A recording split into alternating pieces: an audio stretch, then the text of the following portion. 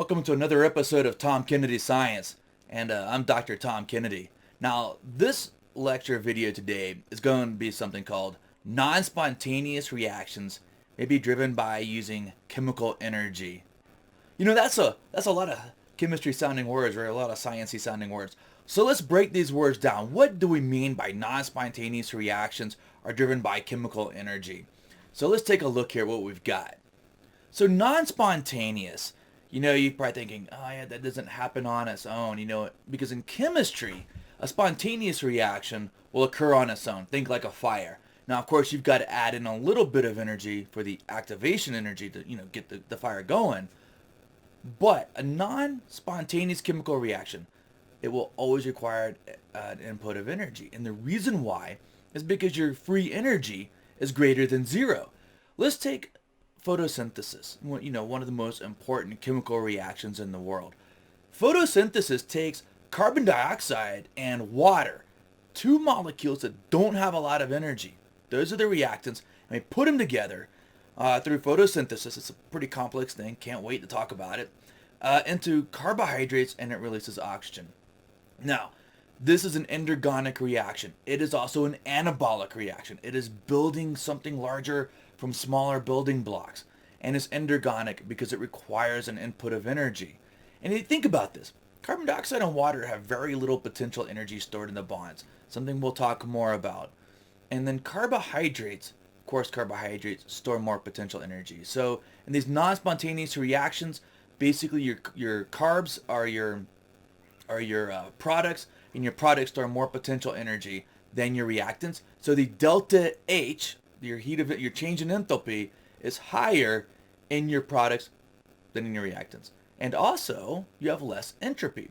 That delta S, entropy is actually decreased for the products, not in the total universe. We're not violating any laws of thermodynamics here, right? I mean, you're going to always increase entropy. But at the level of these products, glucose specifically, that's a larger, more complex molecule. So as a result, entropy is lower, and the overall non-spontaneous reaction is delta G that's greater than zero. And you need energy to do this. So what we're going to talk about today is how life uses chemical energy to make these endergonic reactions happen. How do they use chemical energy to do that? And I love using the example of photosynthesis, but if you go way back in time, let's go way back. Let's go back 3.8 billion years ago, maybe even 4 or more billion years ago, to the origins of life. And, the origins of life, if you think about life, we are a complex system. Actually, life is an emergent property of a complex system based on all these chemical reactions. Life uses energy to basically create order and maintain homeostasis. So we're out of equilibrium with our environment, right? So the question becomes, how do you start getting organic molecules and concentrating them in small areas, right? In a system that's out of equilibrium. And man, people have been thinking about this for, even back in Darwin's time, and he said life probably happened in a warm little pond. And yeah, there's a good Star Trek reference, All Good Things. I think it's the last Star Trek of the Next Generation, where Q takes Picard back to the origins of life and it's a warm little pond. That had to be in reference to Darwin. But thinking about life being a system out of equilibrium based on all these chemical reactions that build up larger molecules, start thinking about what kind of natural geological feature would do that, right? And in the 1970s, I think it was 1976, they discovered these thermal vents off the Galapagos. They knew there was some hot water coming out from some volcanism down there, but they had never seen it underwater. So they're like, yeah, let's send our submersible down there and go check it out. They were astounded. It was one of the greatest discoveries in ecology and evolution in a long time, right? One of the biggest ones of the century. They discovered an ecosystem based on chemosynthesis, chemicals, not sunlight. It was complete. There are all these autotrophs, not a single photosynthetic organism down there, right? And so yeah, they were like, wow, these could have been a precursor or a place that life could have gotten started. But as we studied them more, we realized the water coming out of there is like hundreds of degrees, really hot, and they are short-lived. Then, about 20 years ago, in the Atlantic, they discovered the Lost City. And that's what this picture is here, the Lost City, named after Atlantis, of course. And these are alkaline vents. And alkaline vents are, well, they have a high pH, above 7. And what happens is water coming up from the earth is carrying hydrogen gas, and it's rich in minerals. And it may also have some methane and carbon dioxide. And it comes up and it percolates through there at a high pH. And it takes carbon dioxide and hydrogen and combines them together. And carbon and hydrogen, that's an organic molecule. And these little reaction chambers are lined with metal ions like zinc, magnesium, iron. And those little metal ions help facilitate these chemical reactions. And if you go on in biochemistry and study enzymes, you realize that at the heart of the active site of enzymes are these metal ions facilitating these chemical reactions. So these little tiny reaction chambers were able to basically facilitate these chemical reactions and build up organic molecules in a tiny little system the size of a cell. And because they were alkaline, well, our oceans today are alkaline, but they weren't 4 billion years ago. They were acidic. They were naturally out of equilibrium with their environment with a proton gradient. I know, isn't that awesome? So we think that life may have emerged from some of these. So a little bit of a tangent there, but I think it's really exciting. The book mentioned something about lightning, and light is an input of energy. Yeah, lightning, yeah, that'll definitely create some organic molecules. It'll also destroy anything that's large just as quickly as it made it. And light can also build up chemical reactions, but ultraviolet light also damages them as well. And that's something to keep in mind. That's why I really like this thermal vent theory. Kind of that a metabolism evolved first. So kind of cool stuff. Okay, so I get a little sidetracked there, but that's kind of fun to talk about. But let's get back to these non-spontaneous reactions. We're talking about endergonic reactions. You need an input of energy because your products store more energy than your reactants. So the way our cells do this, and not just your cells, but the cells of all animals, all plants, prokaryotes, both bacteria and archaeans, what they do is they couple an exergonic reaction with an endergonic reaction. Exergonic reactions release energy, and they use that energy, right? They're using that energy, and they couple it with an endergonic reaction. So as long as your exergonic reaction releases more energy than is required for your endergonic reactions, you can couple that together. And sometimes you put together a bunch of series of chemical reactions like this, and you have a metabolic pathway, specifically an anabolic pathway, to do this. Okay, so there's different ways that we can couple this. Exergonic reactions, you can supply these electrons, high energy electrons. Now, we're going to talk about it from a biochemistry point of view. I'll talk about it in a second. Or we can add phosphate groups. And let's start with the electrons first. Okay, this is where we start to want to get into our understanding. Electrons, electricity, energy. You see the connection here. Electrons have energy, and the amount of energy they have is relative to the position, to their position from the nucleus, right? So the further away an electron is from the nucleus, the more energy it has. That is why non-polar covalent bonds, where you're sharing electrons equally. So if I've got carbon to carbon, carbon to hydrogen, these are non-polar covalent bonds. They store lots of energy because the electrons are equidistant between the hydrogen and the carbon. On the flip side, carbon dioxide, water, almost no potential energy, right? I mean, you can't even light a match around water or carbon dioxide. So as the electrons get further away from the nucleus, nonpolar covalent bonds, these store energy. And in our catabolic reactions, where we start breaking things down like glucose and fats, we're ripping those high energy electrons off, and we're going to use them later. And in fact, during cellular respiration, that's exactly what we do. We break apart these organic molecules, oxidize them down to CO2, and we remove all of those hydrogens and the electrons, or not all of them, but we remove a bunch of them. And we have these electron carriers. All right, here it is. Let's see if I can say it. Nicotinamide adenine dinucleotide. We'll just call it NAD+. This got a positive charge. And flavin adenine dinucleotide. It's got a flavonoid attached to an adenine. Remember, that's one of your bases, one of your nitrogenous bases. Dinucleotide, which means there's two of them.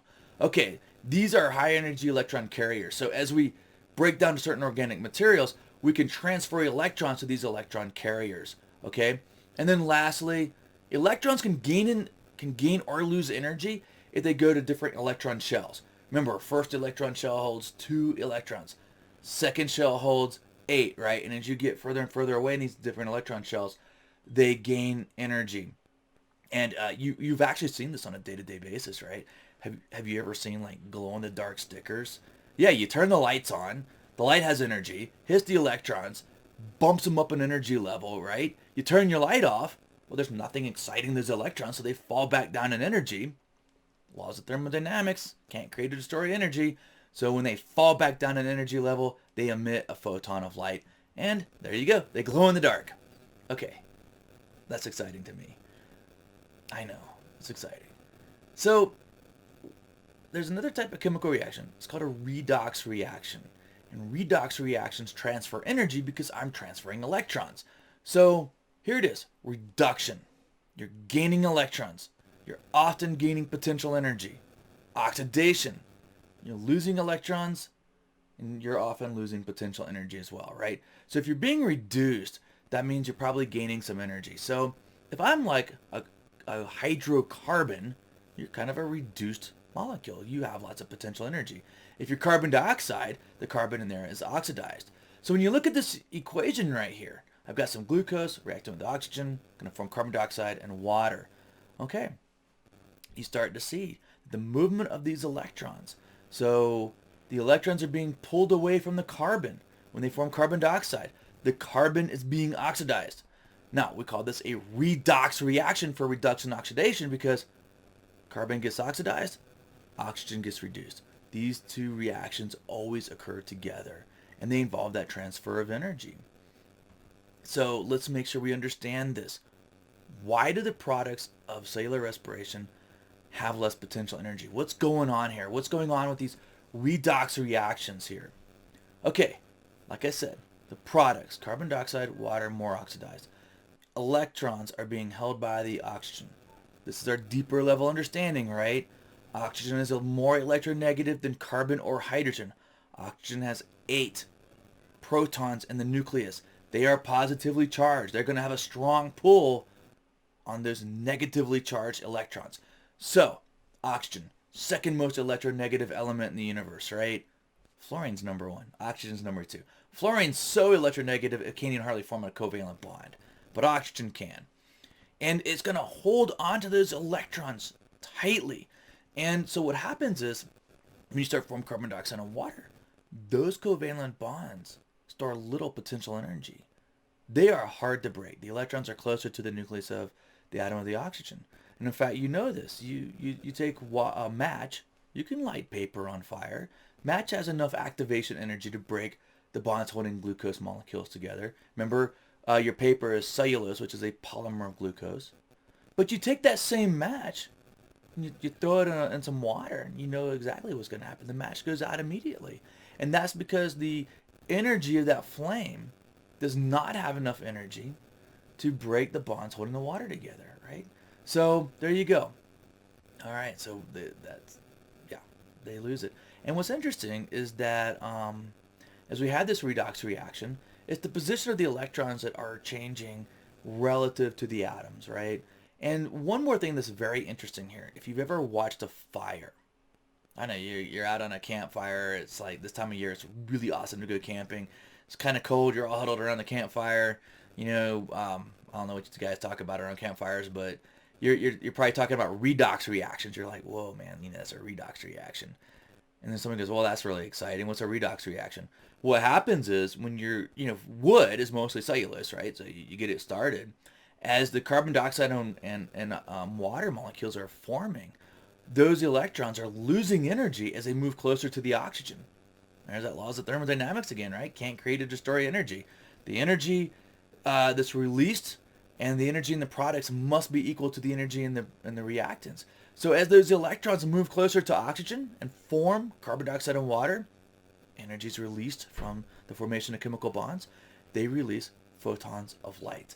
And we can see when you watch a flame, you're actually seeing the formation of the bonds, releasing energy for carbon dioxide and water. It's pretty cool. And since you do cellular respiration and you're forming carbon dioxide right now as you breathe out, guess what?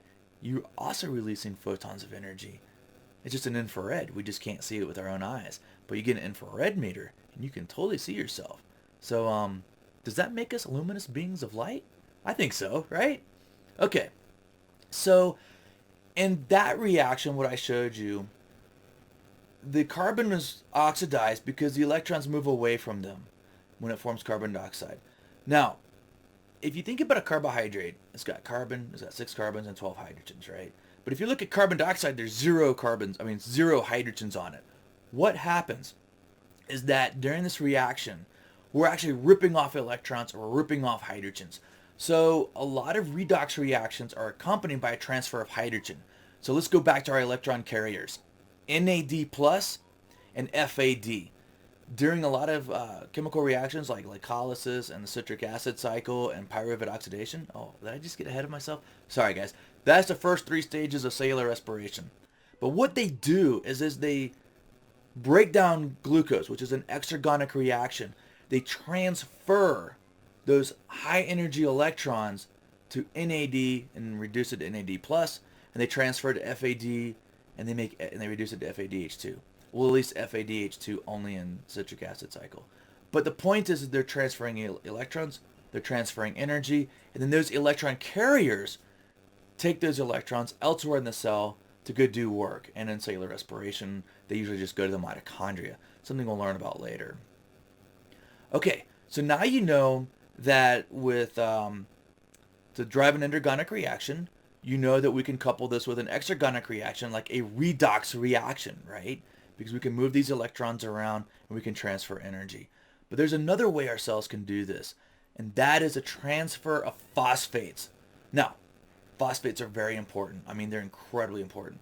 They're a phosphorus atom surrounded by oxygens. That should tell you something.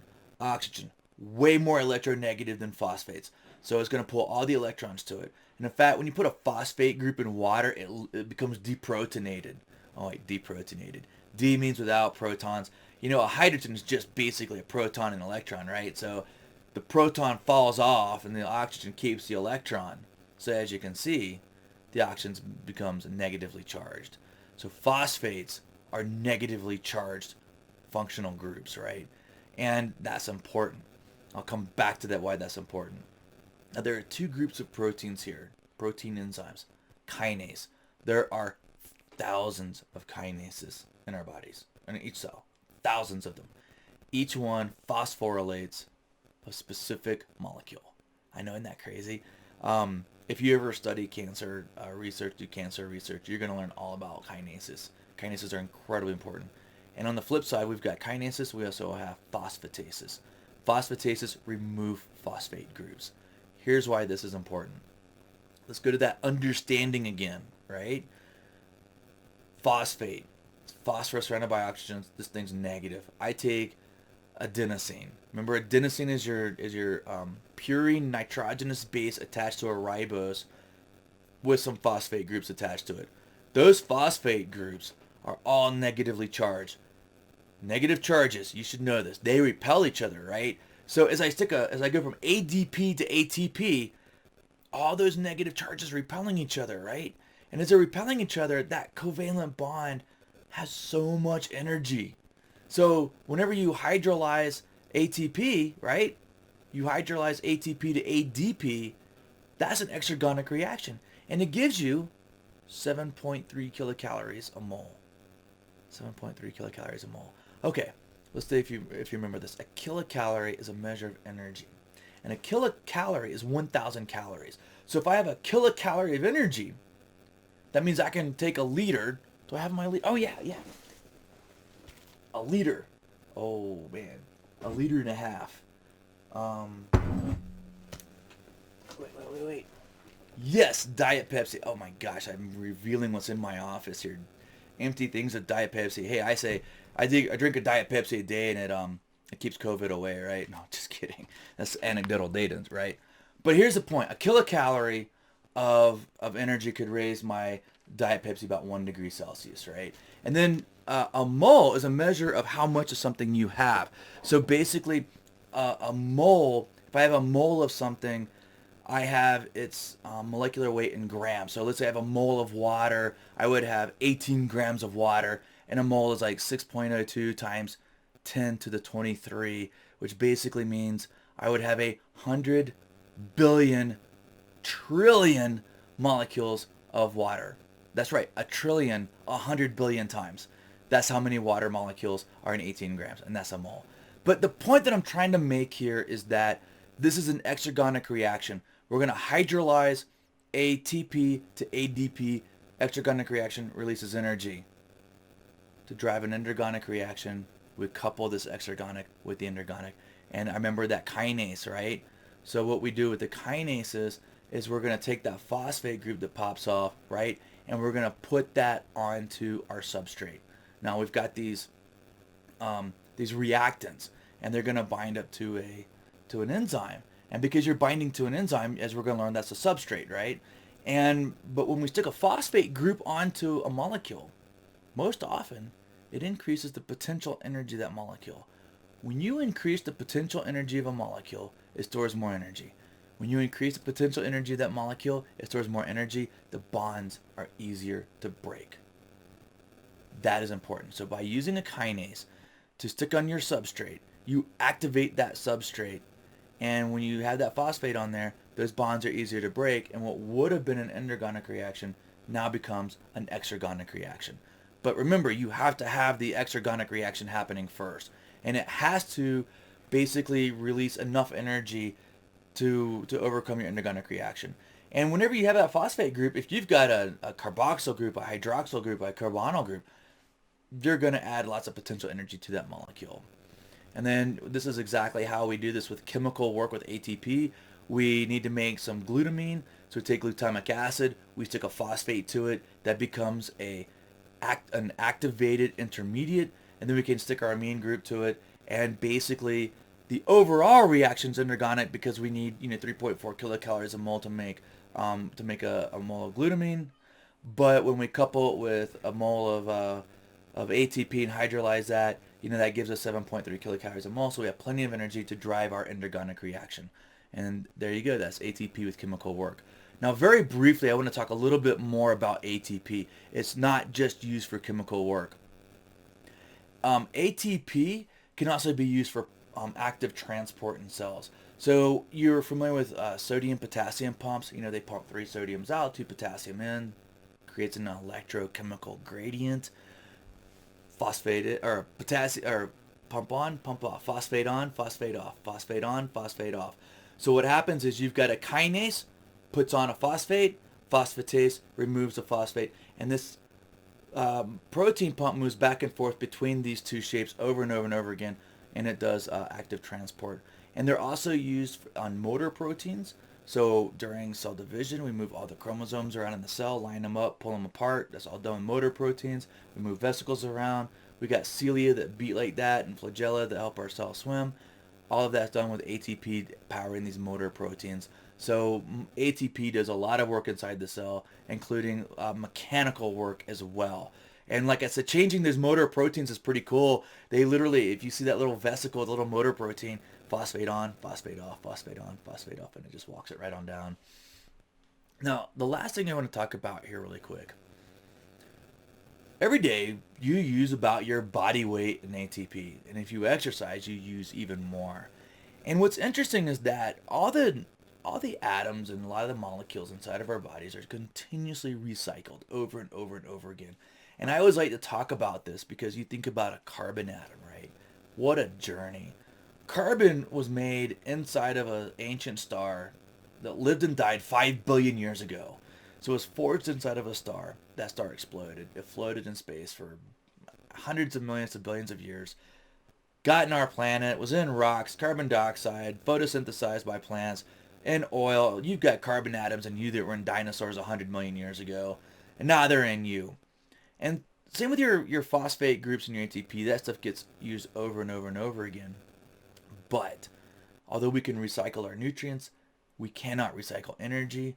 It's the energy that keeps these things available to us. Yeah, we have lots of phosphate, but to make ATP from ADP requires an input of energy. And that's one of the reasons why life needs a constant flow of energy, because it keeps all of these things in motion. And in fact, our entire planet is an open system. And having that constant supply of energy keeps the carbon cycle going, keeps the water cycle going. I mean, if it weren't for a constant supply of energy, things would grind to a halt, and carbon would just be all oxidized. Okay, well, that's it. I hope you guys enjoyed learning about how, coupling reactions drives endergonic reactions, and you have a little deeper understanding of that. And the next time we'll talk about enzymes.